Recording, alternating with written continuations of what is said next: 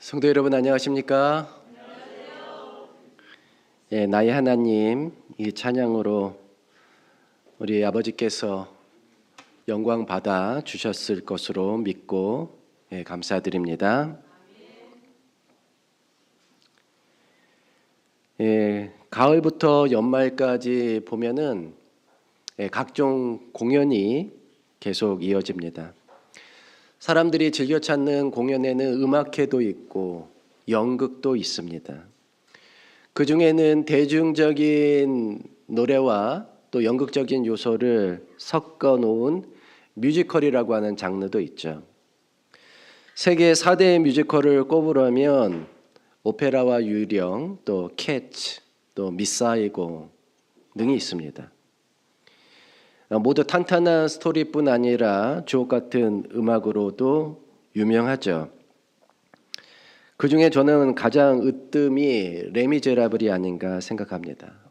이 뮤지컬은 정말 아름다운 선율을 갖춘 다수의 노래들을 포함하고 있습니다. 그런데 여러분 이 뮤지컬 제목이 무슨 뜻인지 아시나요? 프랑스어로 레 미제라블이고 영어로 번역하면 The Miserable, 직역하자면 불쌍한 사람들, 비참한 사람들이라는 뜻입니다.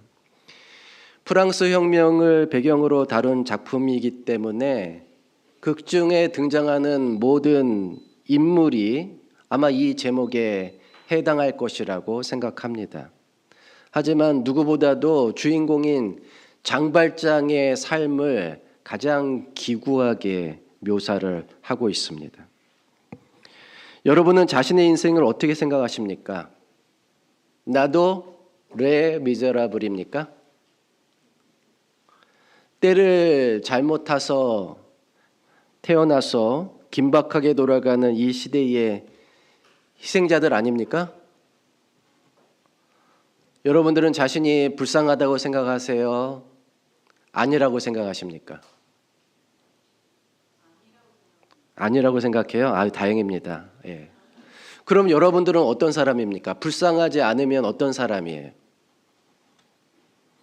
불쌍하다는 말의 반대말은 무엇입니까?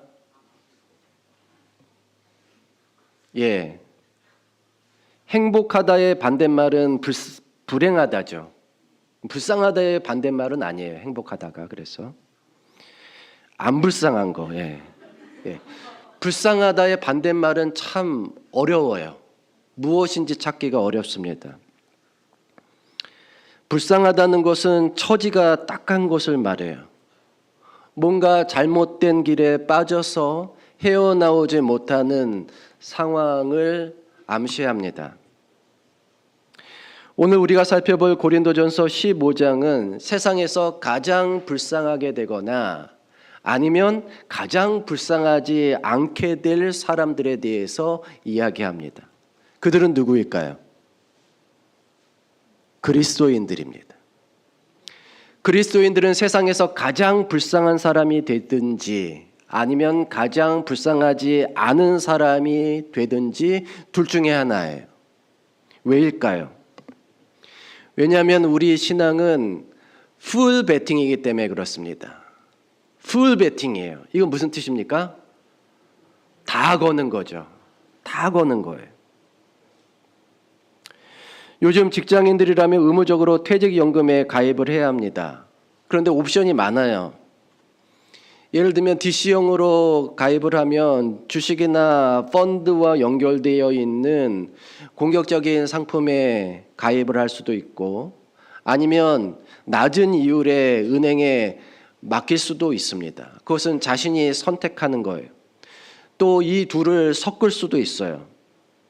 그런데 저 같은 사람은 뭘 어떻게 해야 될지 몰라서 그냥 은행에 맡기고 있습니다.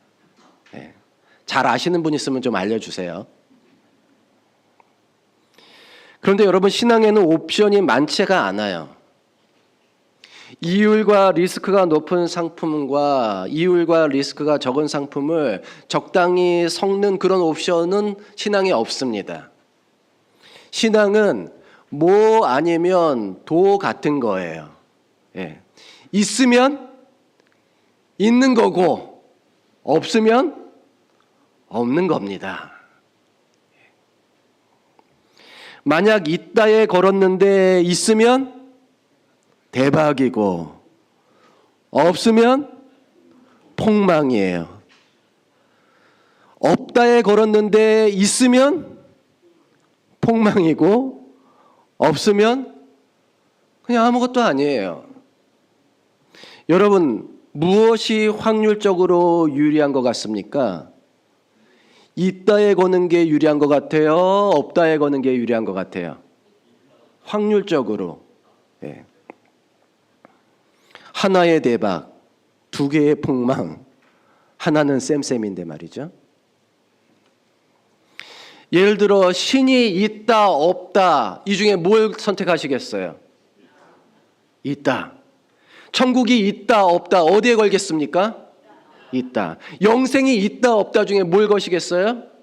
있다에 걸겠어요. 있으면 대박, 없으면 폭망, 쪽박. 그런데 오늘 우리가 생각할 것은 부활이 있느냐 없느냐입니다. 부활이 있습니까 없습니까?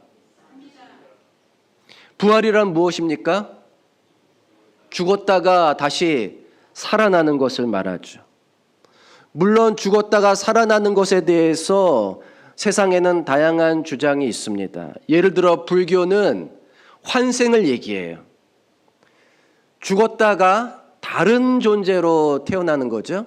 환생이. 또 기독교인들 중에는 영의 부활을 믿는 사람들이 많이 있습니다. 그것은 육체가 없는 무영의 정신적인 존재로 부활하는 것을 말해요. 그러나 오늘 고린도전서 15장이 말하려는 부활은 육체의 부활입니다. 다시 늙어서 죽을 수밖에 없는 썩어질 육체가 아니라 썩지 않는 하늘에 속한 신령한 육체로의 부활입니다. 여러분, 이런 부활이 정말 있을까요? 없을까요? 여러분은 어디에 거시겠습니까? 바울은 만약 부활이 없으면 그것을 믿는 우리 그리스도인들은 세상에서 가장 불쌍한 사람일 것이라고 이야기합니다. 만일 죽은 자가 다시 살아나는 일이 없으면 그리스도도 다시 살아나신 일이 없었을 터이요. 그리스도께서 다시 살아나신 일이 없으면 너희의 믿음도 헛되고 너희가 여전히 죄 가운데 있을 것이요. 또한 그리스도 안에서 잠자는 자도 망하였으리니 만일 그리스도 안에서 우리가 바라는 것이 다만 이 세상의 삶뿐이면 모든 사람 가운데 우리가 더욱 불쌍한 자이리라. 더욱 불쌍한 자라고 했지만 실제로는 most 뭐예요? miserable, 가장 불쌍한 자. 레 미세라블이에요. 누가요? 우리가. 만약 뭐가 없다면? 부활이 없다면. 여러분은 부활에 걸겠습니까? 아니면 부활이 없다에 걸겠습니까? 이 지점에서 많은 그리스도인들이 혼돈을 경험합니다. 왜냐하면 사람이 죽으면 구원받은 자들은 바로 구원받은 자의 영은 바로 천국으로 올라가고 구원받지 못한 자의 영은 바로 지옥에 떨어진다고 알고 있기 때문입니다. 과연 그렇습니까? 정말 성경이 그렇게 가르치는 걸까요? 일단 성경은 인간에 대한 이론론적인 이해에 무게를 두고 있습니다. 즉 사람이 영과 육으로 구성되어 있다가 육체가 죽으면 영이 육체에서 분리된다고 하는 그런 이원론을 성경은 가르치지 않습니다. 대신 인간의 육적인 기능과 영적인 기능은 분리할 수 없으며 죽으면 이 모든 기능이 다 같이 소멸된다고 가르치고 있어요. 여호와 하나님이 땅의 흙으로 사람을 지으시고 생기를 그 코에 불어 넣으시니 사람이 생명이 되니라. 이 말을 현대적으로 번역하자면 하나님이 흙을 재료로 삼아서 인간의 형체를 조직하신 다음에 그 코에 숨을 불어 넣으시니 사람이 드디어 살아있는 생명체가 되었다라고 할 수가 있습니다. 여기에는 육체와 영의 조합을 암시하는 그런 표현이 없어요. 그래서 이런 말씀이 나올 수가 있는 것입니다. 이 말씀 다 같이 읽어보겠습니다. 시작. 그의 호흡이 끊어지면 흙으로 돌아가서 그날에 그의 생각이 소멸하리로다. 우리의 육체가 호흡을 하는 동안에는 정신적인 활동이 이루어지지만 죽으면 정신적인 활동도 어떻게 된다는 거예요? 끝난다는 얘기예요. 현대인의 시각에서는 지극히 당연하고 또 우리의 과학적인 이해와 전혀 충돌하지 않은 설명입니다. 물론 성경에 예외가 있어요. 예를 들어 모세와 엘리야 같은 경우에는 하나님이 그들을 천국으로 데려가셨습니다. 모세는 죽었지만 다시 살려서 데려가셨고 엘리야는 산채로 데려가셨어요. 당연히 그들의 육체는 썩지 않은 몸으로 변화했습니다. 그래야 영원히 살 수 있기 때문입니다. 그러나 이들 외에는 성경에 많은 믿음의 선조가 등장하지만 에녹도 있을 거예요. 그러나 우리가 알고 있는 그 많은 믿음의 선조가 지금 하늘에 있다라고 설명하는 기록이 성경에 있어요, 없어요? 없습니다. 물론 계시록에 보면 24장로들 정도는 우리가 또 그렇게 이해할 수 있어요. 왜냐하면 예수님 부활하셨을 때 함께 부활한, 특별하게 함께 부활한 의인들이 있고 예수님 승천하셨을 때 그들이 함께 승천했기 때문에 그들 외에는 우리가 알고 있는 믿음의 많은 선조들이 지금 어디가 있다? 하늘에 가 있다라고 하는 기록이 성경에 있어요, 없어요? 없습니다. 대신 우리의 믿음의 선조들은 마지막 때에 그리스도를 통한 육체의 부활을 소망했어요.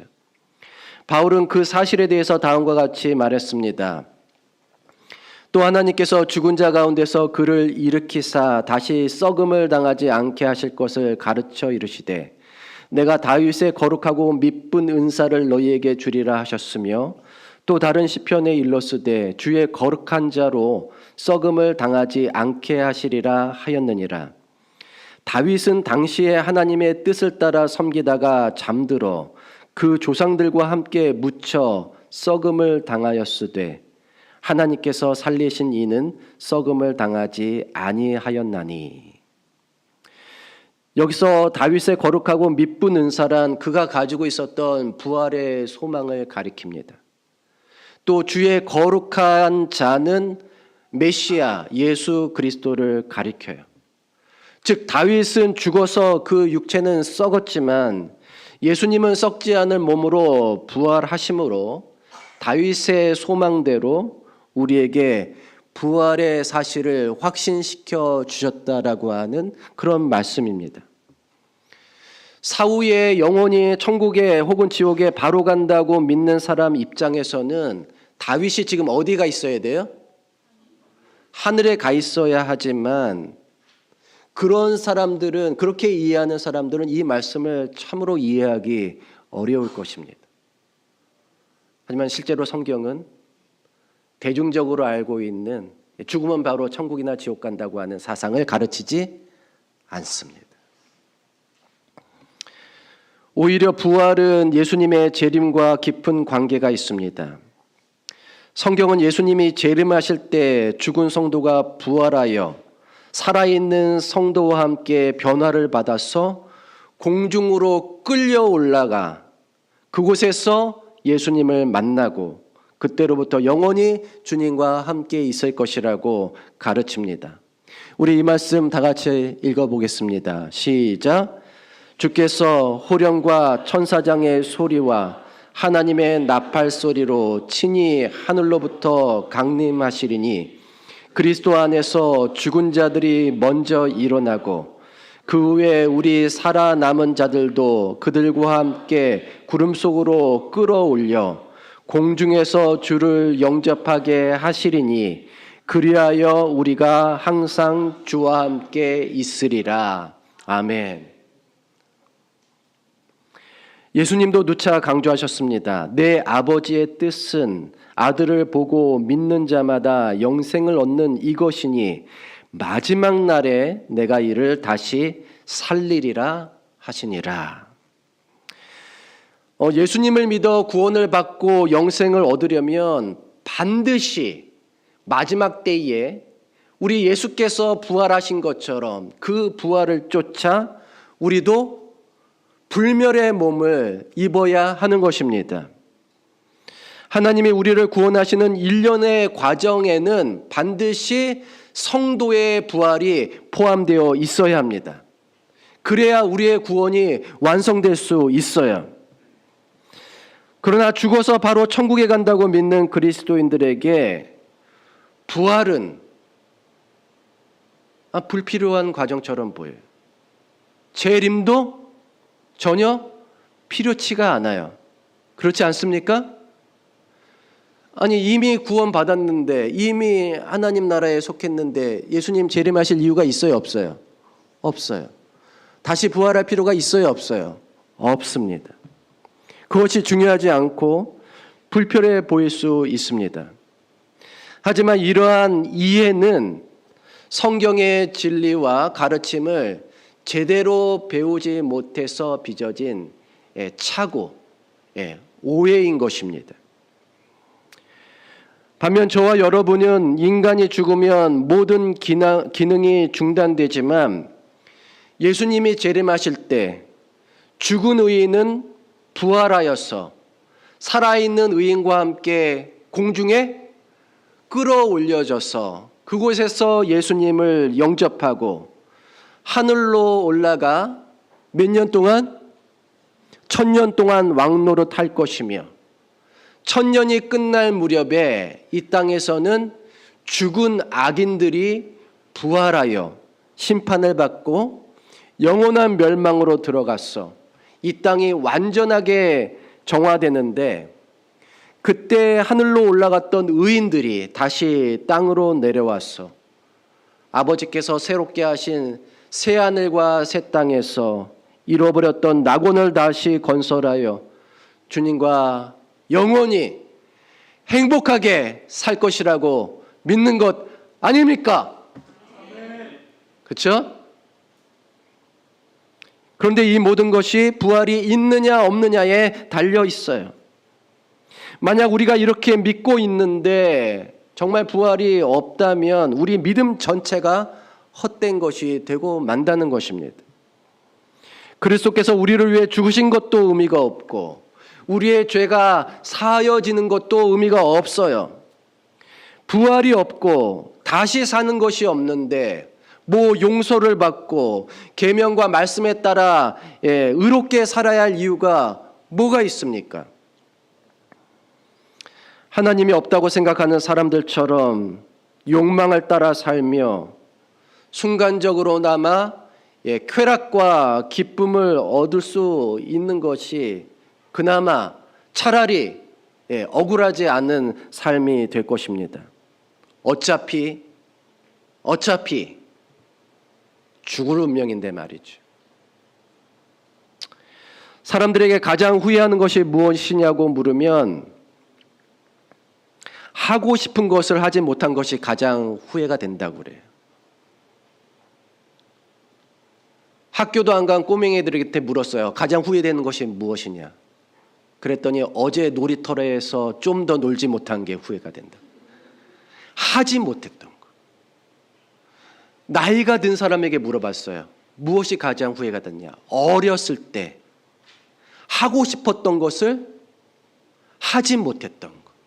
젊었을 때 가졌던 꿈을 향하여 도전해보지 못했던 것이 가장 후회가 된다고 했습니다. 어차피 죽어서 먼지가 될 텐데 살아있는 동안 하고 싶은 거 다 하고 죽자. 이게 사람들의 생각이에요. 하나님 안 믿는 사람들의 생각입니다. 그런데 그런 생각을 긍정적인 생각이라고 포장해요. 어차피 죽을 거 뭐 하고 죽자? 하고 싶은 거 다 하고 죽자. 그런데 사람들이 이런 말을 하는 이유가 삶의 의미와 목적을 알지 못하기 때문인 것 같아서 안쓰럽습니다. 그냥 사는 게 뭔지 모르니까 하고 싶은 거 하고 죽자요. 너무나 불쌍하지 않습니까? 이 사람들이 누구예요? 레 미제라블이에요. 불쌍한 사람들입니다. 반면 정말 부활이 있고 영생이 있다면 우리가 주님을 믿고 그분의 말씀에 따라 경건하고 의롭게 살면서 하나님 나라에 합당한 사람이 되기를 소망하는 삶에 무슨 후회와 아쉬움이 있겠습니까? 그렇지 않습니까? 주님의 말씀에 따라 사는 거예요. 그분의 뜻에 따라 의롭게 사는 것에 무슨 후회가 있겠어요? 정말 뭐가 있다면 부활과 영생이 있다면 말입니다. 최근에 구글이 양자 컴퓨터 칩 윌로우를 개발했다고 발표했습니다. 현재의 슈퍼컴퓨터가 10자년, 즉 10의 24승년이 걸려야 풀 수 있는 문제를 구글의 양자 컴퓨터는 5분 만에 풀었습니다. 지금 슈퍼컴퓨터 있잖아요. 우리 기상청에 있는 거. 예. 우리가 가진 컴퓨터에 수천, 수만 배의 기능을 가진 그 놀라운 컴퓨터가 몇 년에 걸쳐서 풀 수 있는 문제? 10의 24승년. 그게 10자년이래요. 그렇게 오래 걸려야 컴퓨터가 계속 그렇게 돌아가야 풀 수 있는 문제를 구글의 양자 컴퓨터가 몇 분 만에 풀었다고요? 5분 만에 풀었어요. 그 성능이 얼마나 뛰어난지 우리 알 수 있습니다. 그렇다면 우리가 쓰는 컴퓨터와 양자 컴퓨터는 어떻게 다를까요? 저는 모릅니다. 저한테 묻지 마세요. 그런데 확실히 다르다고 해요. 우리가 좀 이해하기 어려운 양자 얽힘이라고 하는 원리를 이용해서 한꺼번에 자신을 여러 개로 복제해 동시에 다양한 가능성을 가지고 문제 해결에 나선다는 것입니다. 그러니까 현재 우리가 알고 있는 컴퓨터는 그 한 대가 계속 빨리 계산을 해서 답을 찾는 방식이라면 양자 컴퓨터는 그 뛰어난 자신을 몇 개로 복제해요? 수백, 수천 개로 순간적으로 복제해서 다양한 가능성을 가지고 한꺼번에 돌리는 것. 그러니 당연히 빨리 답이 나올 수밖에 없는 것입니다. 예를 들어 암호 같은 것을 풀려면 이런저런 숫자와 문자를 계속 대입해 보아야 하는데 슈퍼컴은 혼자서 그것을 빨리 하는 컴퓨터예요. 빨리. 우리가 상상할 수 없는 속도로 빨리 해요. 그러나 양자 컴퓨터는 그 빠른 속도로 순식간에 자신의 분신을 수백 개, 수천 개 만들어서 계산해 버리는 겁니다. 그러니 당연히 답이 나오죠. 우리가 암호화폐로 알고 있는 비트코인 가치가 이 칩의 등장으로 곤두박질 칠 것이라고 예상하는 이유가 그거예요. 암호가 어떻게 될 것이다? 풀릴 것이다. 금방 풀려버릴 것이기 때문에. 그런데 양자 컴퓨터는 연상은 그 연산 능력에 있어서 인간의 상상을 초월할 뿐 아니라 우리의 뇌신경 안에서 다양한 논리와 사상이 복잡하게 얽혀 있는 인간의 정신작용을 분석하고 복제하는 데도 활용할 수 있을 것으로 보여요. 우리 뇌에서 일어나는 일을 다 분석한다고요. 지금 분석이 가능하지 않잖아요. 우리가 상상하는 거, 우리가 엉뚱하게 생각하는 이 모든 것들을 알아차릴 방법이 없어요. 그러나 양자 컴퓨터의 발전은 그것이 가능하게 할 것이라고 예측이 되는 것입니다. 또 그것이 가능하기 때문에 우리의 정신작용을 뭐 할 수도 있을 거라고? 복제해낼 수 있을 것이라고 예상하는 것입니다. 앞으로 과학기술의 발전이 어디까지 갈지 정말 예측하기조차 힘든 시대입니다. 현재 뇌를 컴퓨터와 연결하는 분야에서 가장 앞선 기업은 일론 머스크가 운영하는 뉴럴링크예요. 뉴럴링크는 현재 컴퓨터 칩을 살아있는 사람의 뇌에 이식해서 뇌의 활동만으로 컴퓨터 또는 로봇을 조종하는 데 성공했습니다. 일론 머스크가 이런 연구를 계속 진행하는 이유는 궁극적으로 인간의 뇌를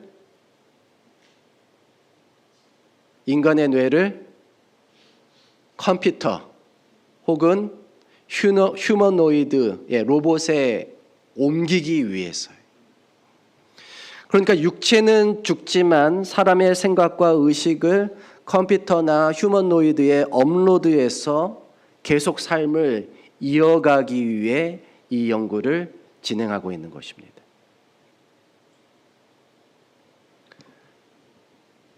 오래 살고 싶으면 어떻게 해야 돼요?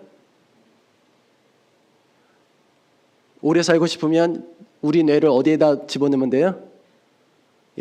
옵티머스, 저 로봇의 연상 그 컴퓨터에 우리 뇌를 옮기면 돼요.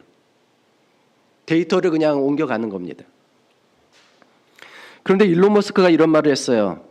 사람은 오래 살면 안 된다고요. 왜냐하면 사람이 죽을 때쯤에는 고집이 세져서 낡은 사고방식을 유지하는데 그런 사람들이 죽지 않고 계속 살아있으면 이 지구는 숨막히는 세상이 될 거라고 그렇게 얘기했어요. 그러니까 뇌를 옮길 때도 죽을 때쯤에 늙은 나이에 뇌를 옮기는 게 아니라 언제 때 뇌를 옮겨야 돼요? 뇌가 가장 활발한 나이 20대의 뇌를 옮겨야 된다는 거예요. 20대의 뇌를.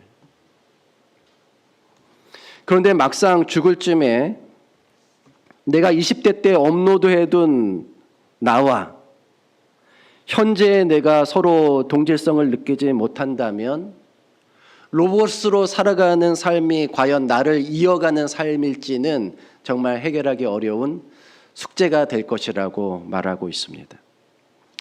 한편으로 과학자들은 인체의 수명을 획기적으로 늘리기 위한 연구도 계속 진행하고 있습니다. 줄기세포 연구와 복제는 이미 상당한 발전을 거두고 있어요.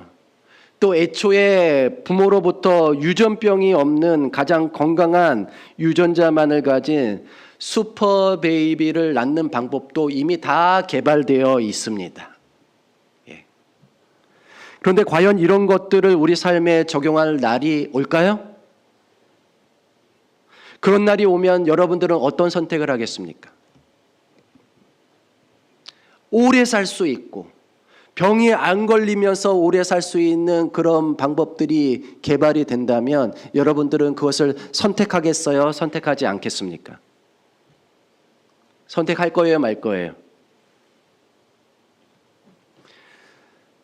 저와 여러분이 조금이라도 젊어 보이려고 염색도 하고 아침 저녁으로 주름 개선 화장품도 바르고 보톡스도 맞고 검버섯도 제거하는데 지금도 그렇게 하고 있는데 앞으로 오래 살 수 있는 방법이 있다고 하면 하려고 하지 않겠습니까? 그렇죠?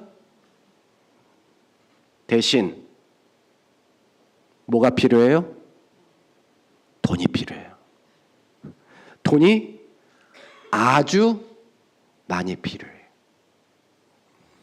그래서 돈 있는 사람은 로봇이든지 복제된 몸에든지 자신의 뇌를 이식해서 더 오래 살 궁리를 할 것입니다. 반면 돈 없는 사람은 지금처럼 어떻게 해야 돼요? 늙어서 죽어야 해요. 세상은 역시나 불공평합니다. 빈부의 격차는 더 심해지고 이 불공평함은 점차로 더 격화될 거예요. 과학기술이 제공하는 영생의 꿈은 아무에게나 해당되지 않을 것입니다. 그러나 하나님의 부활과 영생의 솔루션은 공평합니다. 하나님이 세상을 이처럼 사랑하사 독생자를 주셨으니 이는 그를 믿는 자마다 멸망하지 않고 영생을 얻게 하려 하심이라. 아멘. 예수님을 믿는 자는 누구든지 부활의 몸을 받고 영생을 얻을 수 있습니다. 또한 하나님의 부활과 영생의 솔루션은 공정합니다. 그들은 영벌에, 의인들은 영생에 들어가리라 하시니라. 하나님은 예수를 진실로 믿는 자들에게, 믿는 자는 누구든지 부활과 영생의 혜택을 누릴 수 있게 하시지만, 그렇지 않고 하나님의 뜻을 거역하고 배반하는 자들에게는 영원한 불, 즉 영원한 소멸의 형벌을 주신다고 했어요. 여러분, 일론 머스크의 말처럼 세상에 낡은 사고방식을 가진 사람이 영원히 사는 것은 정말 세상의 문제거리가 될 것입니다. 그런데 더 문제는 뭐냐면 죄가 있는 사람들이 영원히 사는 것입니다. 하나님의 입장에서는 그것이 가장 큰 문제예요. 그래서 하나님은 예수를 믿고 그의 삶이 말씀과 성령의 인도하심에 따라 순결하게 깨끗하게 변화된 사람들만 하나님 나라의 주민으로 받으시고 영생을 허락하실 것입니다. 저와 여러분이 바로 이 영생과 부활의 수혜자가 되기를 간절히 바랍니다. 또한 하나님의 솔루션은 완전합니다.